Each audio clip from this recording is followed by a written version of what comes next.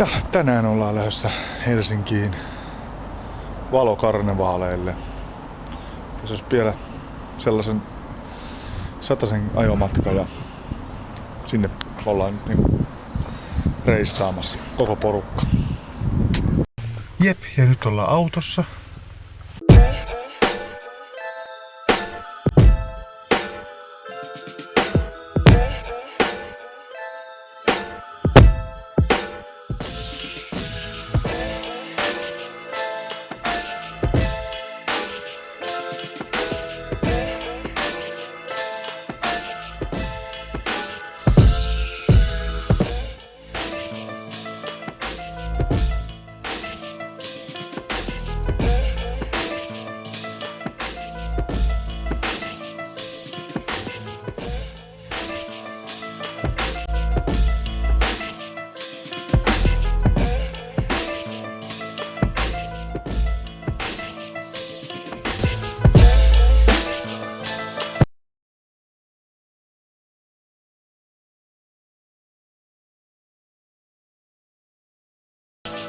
Päästiin Hesaan.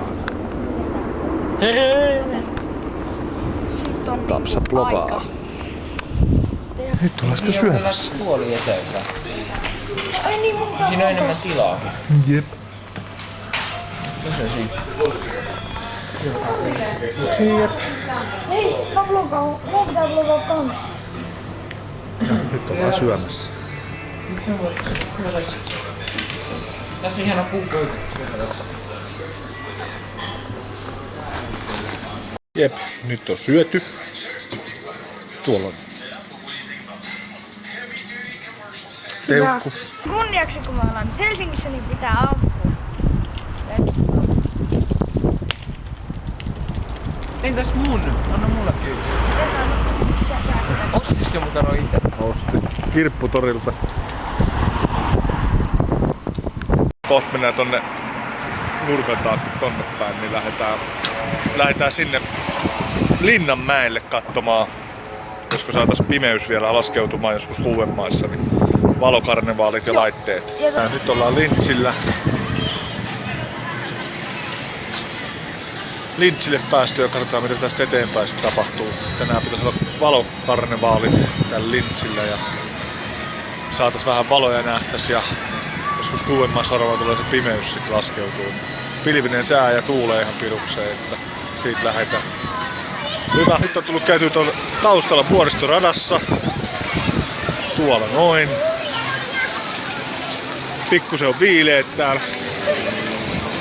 Ja vieläkään ei ole oikeastaan pimeitä siellä, se vuoristorata menee taustalla. Jossain siellä. Ja nyt odotellaan vaihtuisi vähän pimeämpää, niin saataisiin kaikki valottua näkyviin. Tässä välissä käytiin kahvilla ja